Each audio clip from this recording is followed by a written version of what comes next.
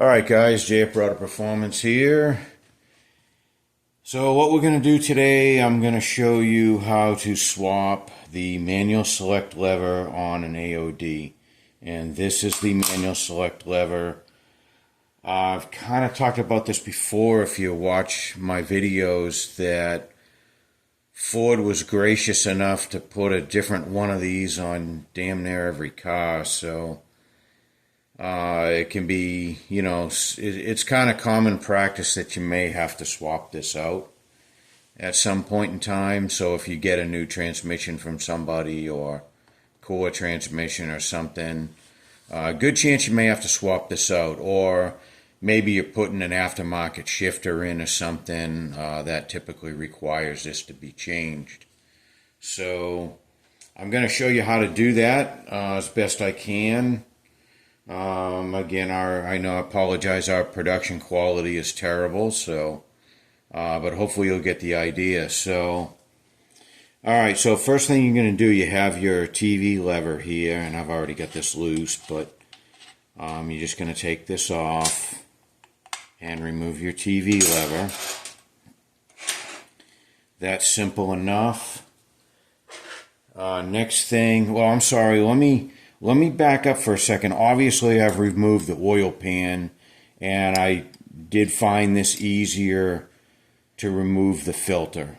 The filter kind of gets in this area a little bit, and it makes it a little bit more difficult to work in here. You don't have to take the valve body out. That's the nice part. Maybe a little bit more difficult with it in place, but not too bad. Because I really recommend that you don't remove the valve body if possible, because if you do, things can happen. The gasket can shift on you and things like that. So to me, it's easier if you can leave this in place, and it's got a lot of bolts and stuff, and especially if you're working underneath the car and there's oil dripping on you. Once you take the valve body off, you're going to get even that much more oil dripping on you because you have all these open passages. So I've left this in place. The other thing, so let's continue on here. So we remove the TV lever, and this spring here, this is the detents. Okay, we're going to remove this. And all your fasteners on here are metric, but because I'm such a stubborn old fool, I use English on all of this stuff. So I took this off of the 5/16. This nut here for the TV lever, 1/2 inch works. So to be, whatever, 8 millimeter and 13 millimeter if you're doing it the right way. But again, I'm just a stubborn old fool, and I keep hanging on to this English system. And I don't have a lot of metric tools, I'll be honest with you. I gave them all away because I thought I wouldn't use them years ago. And I have some. I've had to buy some. But okay, enough of that nonsense. So I don't know if you can see, there is it's an assist spring for the TV. It's a failsafe device so that if the TV cable ever breaks or becomes disconnected for whatever reason, or somebody just goes and drives a unit without it, this will kind of centers up the TV plunger so it won't burn the unit up. It's not always there. Sometimes, when you're using these low-car TV cable kits and stuff, they're kind of goofy, and they don't really like this spring in there. I thought they fixed that, but recent feedback I've had, they really haven't. So a lot of times you don't put this back in if you're using the TV, that low-car TV kit. So this is just going to come off of here and just let that spring go down. And then, I don't know if you can see, but it's kind of wrapped on here. And then I'm just going to pop that off. And then slide this off here. And there it is. Okay, you can take that off. Now, there's a pin here and hopefully yours isn't driven in too far. Got a pair of dikes here. Probably can't say that anymore, but I don't care. You got a dirty mind, that's your problem. So pull that pin. That's very important. Don't forget about that. A lot of people don't know that pin's there. What that does is it keeps this from sliding back and forth like that. So sometimes what will happen to people is they won't know about this. They'll remove this nut here and they'll think it's stuck somehow, and they'll whack at it, and it'll damage in here, and then it becomes a real mess. I've had some issues with that, you know, when the pin is broken inside the case and it ends up wrecking the case. But anyways, don't do that. So your nut, this is a little tricky. You got to get this nut off, and you have very limited range of motion. So I'm gonna just tap that like that to break it free, and then you can try to. Sometimes this will just spin off with your finger. Other times it won't. Just like any other fastener you've ever worked with. And then this will start to. You just kind of work this out, and there you go. So there's your manual select lever. That's what we're actually changing. And you can just leave everything sitting like this if that's all you're changing. You don't need to take the rest of this stuff out necessarily. So, okay, I'm actually putting the same one back in, so it doesn't matter. But let's just say you got your new one. So you're just going to slide it in over here. And, you know, I recommend just, you know, I've already got some lubrication on this, but just lubricate this a little bit with whatever you got. I'm using Trans Prep, but you can use Vaseline, just a small amount of grease, or, you know, even transmission fluid is okay. And so there's two flats here, so this will line up on. So make sure your lever, you know, this one points down, some of them might point up, whatever. Make sure because you can be off 180 degrees because of the two flats. So just make sure you're rotated in the correct position. And now just, you know, with your fingers, get this nut started back on. And get this in there as much as you can by hand. And then it's a little bit easier to tighten. And it's a little, you know, you don't have a lot of space to work in, so it just takes a little bit of patience.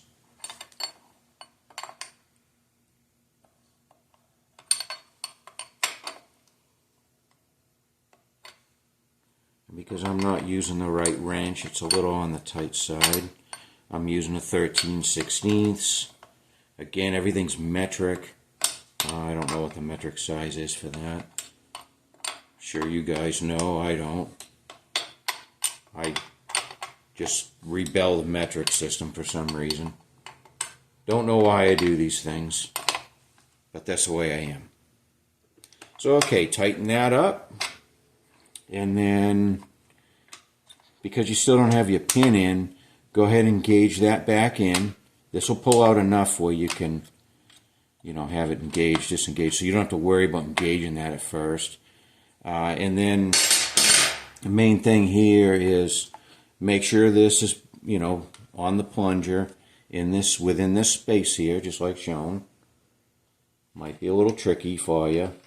You know, also I should have mentioned there is a neutral safety switch that actuates on this on the other side here, and I would also highly recommend removing that, because that's just one more thing pushing on this lever, making it difficult. And I apologize, I don't have mine in yet, but I should have mentioned that. So go ahead and remove that. Take that neutral safety switch off first. Okay, and then your pin, and I don't know if you can see, but One side's kind of tapered, smaller than the other. It's not real. It's very subtle. It's hard to see, but so we get that pin started in there, and just tap it. And guys, please don't drive this pin in too far because it makes it too hard to get out. I just kind of, real easy, I just go flush with the gasket surface here. And that's it. You don't need to go any further. That pin will not come out once the oil pan is on. The oil pan will hold that in place. You know, it is a spring pin, so it tends to kind of press in a bit. So it shouldn't fall out, but even if it is on the loose side, it doesn't matter. The oil pan will keep that in place. And if it is maybe sticking up just a hair more than it should, don't worry, because the oil pan will just kind of push it down. So that's it. Don't go crazy there. Don't create somebody else a problem. Okay, so we got a nut tight. We got the pin back in. This is the tricky part. Now, for years I didn't put these in because everybody was doing low car. Just depends on application. If it's the factory linkage, if this is going back in the factory car that it was supposed to go in, you'll want to have this. And again, you don't need it, but the reason for it is it's a failsafe. So if you're, whatever, out driving around and your TV linkage breaks for whatever reason, this will let you limp home and not destroy the transmission. So this is a little bit tricky, and my hands are going to be in the way. So you have to get this. So this little hook is going to hook around here. There's a little,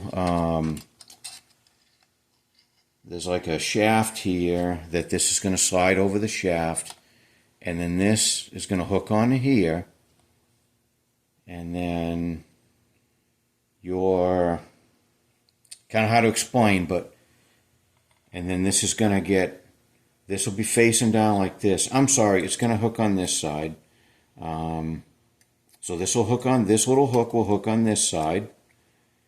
And then this lever will be pulled up to, when it compresses the spring. And it's going to hook onto here. So the first thing I'm going to do, I'm not going to worry about this. This is going to be pointing downward in the wrong position. I'm going to kind of just stick that in here. There's a slot in here. I'll just kind of position it in that slot. Very easy to move out of there later. My goal is to get this spring on that shaft and get this little hook hooked on right here. So I'm going to try to do that. And that's why I removed the filter, so you can get this other finger in to help you. And this can be kind of a pain. I'm not real good at it, I'll be honest with you. I don't build 10 of these a day. Yep, I got it. I got that little thing on the wrong side. Let me try that again. Again, the goal, you want to get that little hook. And let's see, let me see if I can grab it. No. Hang on, guys. Bear with me. You can see I suck at this. I'll get it, but probably somebody out there can do this real fast. They used to build a lot of these back in the day. I was never a production shop builder. It's funny because I have a lot of knowledge of the workings of the units, but I've got friends that maybe don't know so much about how the unit works, but they've built so many, and out of repetition, stuff like this, they're like, give me that, I'll have that done in a second, And they just make me look like a fool, But okay, I got it. And there we go. I'm hooked right here. Hopefully you can see that. Now, that little tab, grab that with my finger, and then there. You just bend that around, and it sits right on that valve body plate right there. And that's your failsafe. So, okay, got that. That's the hard part. And then we're going to put this tab back on. And you'll notice too, there is a top and a bottom to it. And you can kind of see how this is designed to clear that screw. I'll flip this over the wrong way just so we can see. I don't think you can put it backwards. Yeah.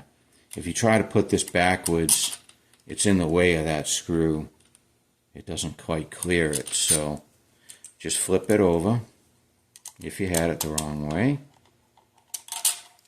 And get that started in there. And tighten this guy back up.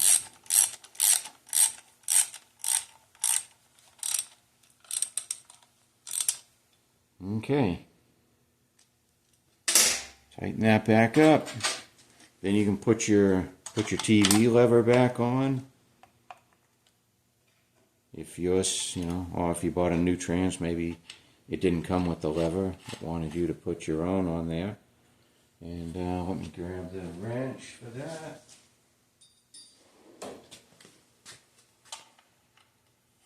And then just tighten this nut up.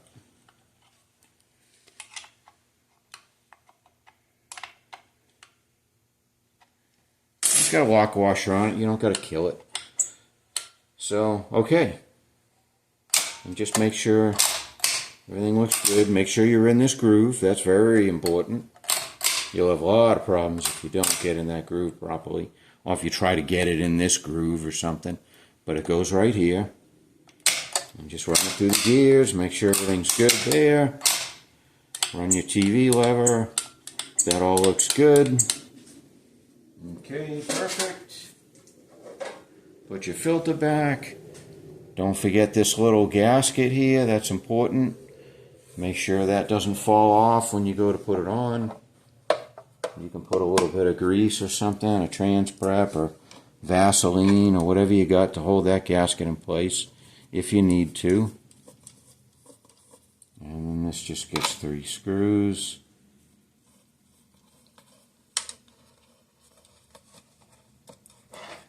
And that's pretty much it, guys. I don't think I did you much justice on that failsafe spring, but hopefully you kind of get the idea there. At least if you know how it goes, you can finagle it in. I apologize, I don't have like a really cool trick for it or anything. I find it kind of difficult. So okay, then just pan gasket and pan. You can handle that, I'm sure. And that's it. Thanks for watching, guys. And if you like this kind of stuff or have a use for it, subscribe to the channel. If you don't like it, subscribe twice. Because hatred is much better motivator than love, right? Alright, guys. Thanks a lot.